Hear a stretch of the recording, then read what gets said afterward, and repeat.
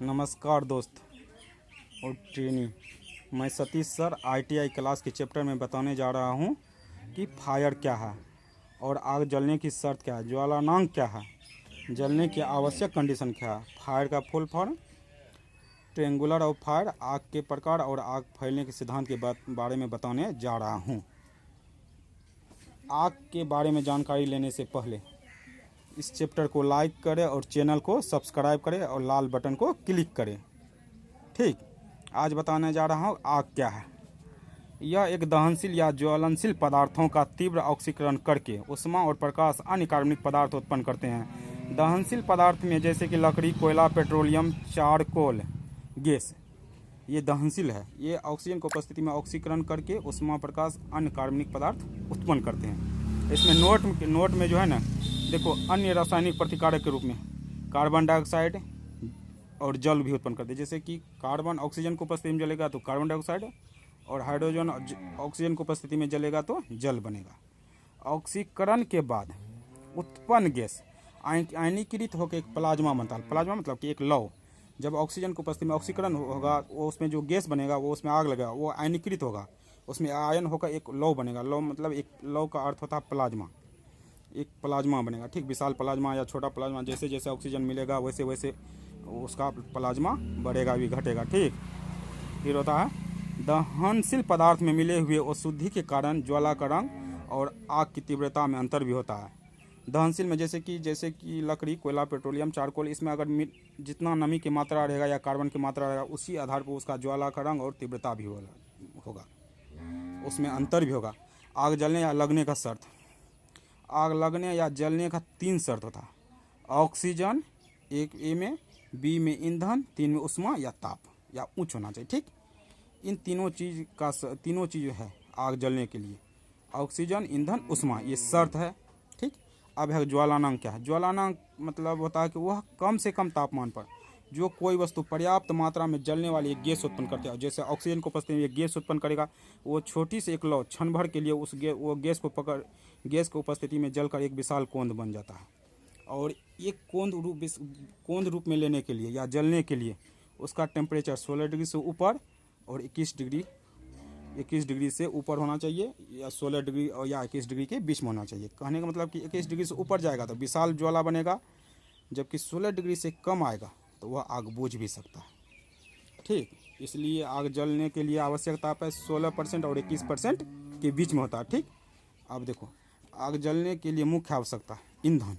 ईंधन में कौन है? लकड़ी, कोयला, चारकोल, वार्निश, ये सब ईंधन है, इसके उपस्थित होना चाहिए, ये सब जरूरी है। दूसरा है ताप। ये ईंधन में ताप भी एक निश्चित होना चाहिए। ताप 16% से एवं ताप होना चाहिए, तभी वह जलेगा। ठीक, तीसरा है ऑक्सीजन गैस।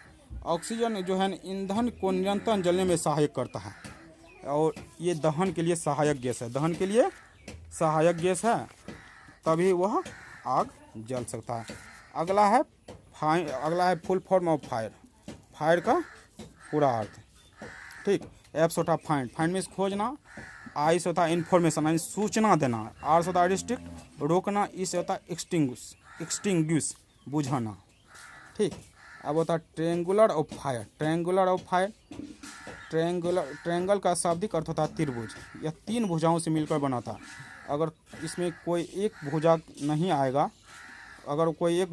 आएगा, तो वह आग या त्रिभुज नहीं बनेगा। त्रिभुज नहीं बनेगा। अगर 3 भुजा में एक भुजा खत्म हो जाए या हटा दे तो वह त्रिभुज नहीं बनेगा। इसी टाइप से आग में भी 3 चीज़ आवश्यक होता है। कौन कौन? ईंधन, ऑक्सीजन और उष्मा। अगर 3 गो में कोई एक चीज़ हटा देंगे तो वह कभी आग नहीं होगा। अर्थात ट्रेंगुलर में 3 भुजा होता है, इसी तरह आग में भी 3 आवश्यक पदार्थ होना चाहिए, आवश्यक कंडीशन है। इसीलिए इस तीनों को ट्रेंगुलर ऑफ फायर का संज्ञा दी गई है। ठीक, अब था आग के प्रकार। आग को बुझाने की सुविधा के लिए 5 प्रकार या रूपों में बांटा गया है। जैसे क्लास 1 आग, यह लकड़ी, कोयला, कपड़ा, प्लास्टिक और कचरा में लगने वाला आग है, ये क्लास 1 आग है। इसी टाइप से क्लास बी का आग, वर्ग बी का, यह ज्वलनशील तरलशील पदार्थों का आग है, जैसे पेट्रोल, डीजल, तेल, वार्निश और चारकोल का ये आग हुआ। ठीक, अब अगला दे जा रहे हैं क्लास सी का आग। क्लास बी के ऊपर में जो है ना पानी का उपयोग नहीं करना चाहिए। इसे कोई वस्तु या कोई सामान से ढक कर या कपड़ा से ढक कर या ऑक्सीजन रोक कर ही बुझाया जाता है। इस टाइप से अब देखो क्लास सी का आग, यह आग गैस की आग है। वह पदार्थ जो आग जो दबाव या सिलेंडर में हो इसे क्लास डी का आग, यह मेटल धातु की आग है। क्लास डी का आग, ठीक, यह मेटल या धातु की आग है, जैसे मैग्नीशियम, एल्युमिनियम, जिंक में लगे आग है। इस पर पानी नहीं डालना चाहिए, बल्कि एक विशेष पाउडर डालकर बुझाया जाता है। जैसे कोई अगर मेटल में आग लग जाए तो अगर उस पर एक पाउडर डालते हैं तो वह कार्बनिक परत बना देता है, ऑक्सीजन के संपर्क तोड़ देता है। अगला है क्लास ई का आग, जैसे उष्मा के बाहरी साधन द्वारा उत्पन्न आग, उच्च दाब से उत्पन्न आग, ज्वलनशील पदार्थ के रखरखाव में लापरवाही, अत्यधिक ताप से उत्पन्न आग, जैसे कि ऑस्ट्रेलिया या भयानक जंगल में लगने वाले आग, ये जो है ना अत्यधिक ताप के कारण होता है। अब विद्युत उपकरण के उपयोग में उत्पन्न गर्मी से भी आग लगता है, धूम्रपान से भी आग लगता है, बीड़ी, सिगरेट, माचिस के द्वारा भी आग लगता है, ठीक। अब है प्रिंसिपल ऑफ फायर स्प्रेडिंग, आग फैलने का सिद्धांत।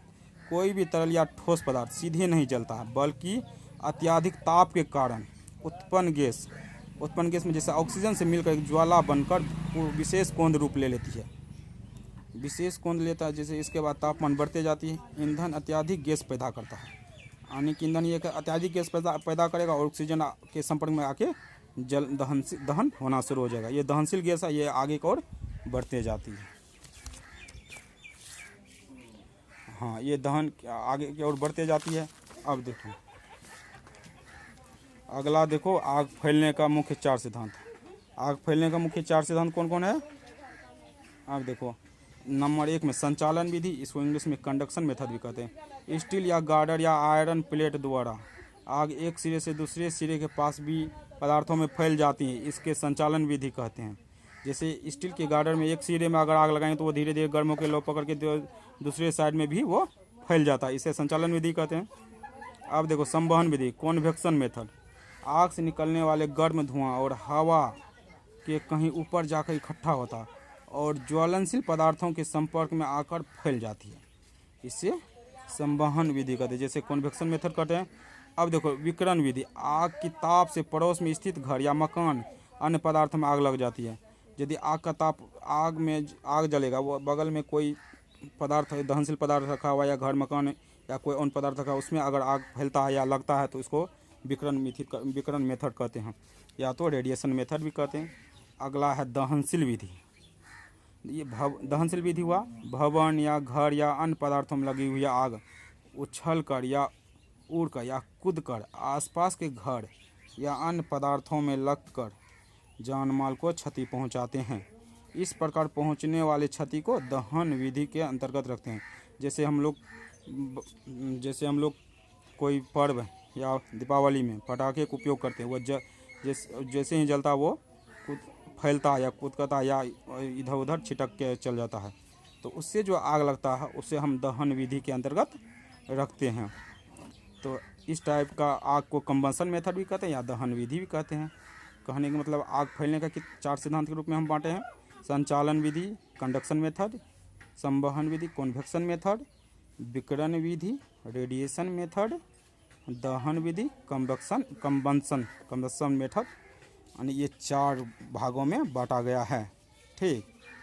इस टाइप से हम आग के बारे में क्लास को एंड करते हैं और आगे हम बताएंगे आग के बुझाने का विधि, नए चैप्टर लेकर आएंगे। इसलिए इस चैप्टर को पढ़ने से पहले या जानने से पहले लाइक करें और चैनल को सब्सक्राइब करें। और हम बराबर इस चैनल पर नए नए टॉपिक लेकर आते हैं और नया नया क्लास लेते हैं और सभी ट्रेनिंग अच्छे से इस आग के बारे में जानकारी ले लें, ताकि आने वाले फ्यूचर में अच्छे से अच्छे नॉलेज प्राप्त होते रहे। और इस चैनल को लाइक करें और सब्सक्राइब करें। थैंक्स। मैं इस चैप्टर को एंड कर रहा हूँ, ठीक, रखते हैं।